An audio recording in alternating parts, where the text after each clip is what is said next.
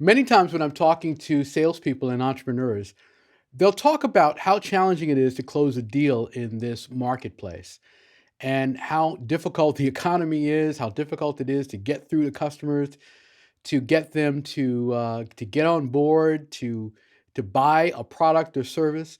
And this is whether they're business to business or whether they're business to consumer. Just everyone is finding that the dynamics are a lot different than ever before.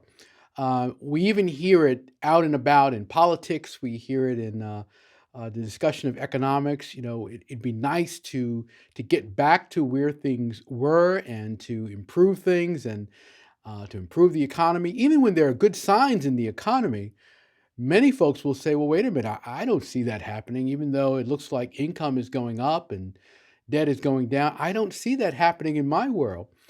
And I think one factor is that we're looking for some changes that are just not going to exist. In fact, I would say that for the last 25 to 30 years, we've been in an environment where there has been one challenge after another. And I think that is frankly just the new normal, as they like to say.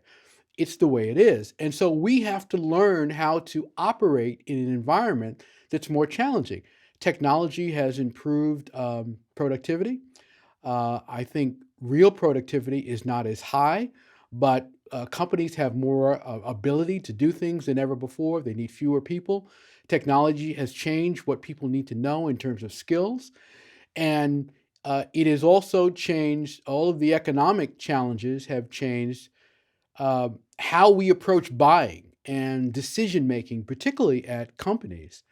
I just want to share with you some details. I did an analysis of what's taken place over the last 30 years. And I often use this when I'm doing my keynotes. I talk about 30 years of financial challenges.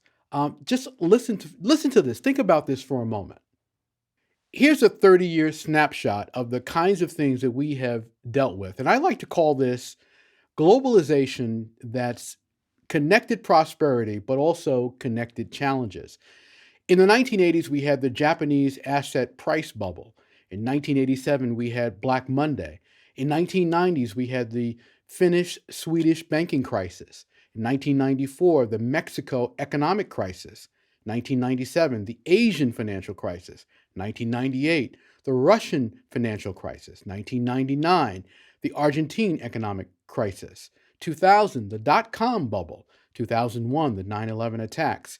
2002, industry slumps. 2004, deepening financial uncertainty. 2006, U.S. housing bubble and market correction. 2007, global recession begins. 2008, Icelandic financial crisis. 2008, the Irish banking crisis. 2008, the automotive industry crisis. 2008 again, major financial institutions collapse. Again, 2008, a global financial crisis. 2009, our global recession ends. In 2010, we enacted the Dodd-Frank regulatory reforms. So we have been dealing with a very stressful environment for a long time. I say all this just to give you a perspective. This is the new normal. So what that means is we all have to become better. We have to become better at selling.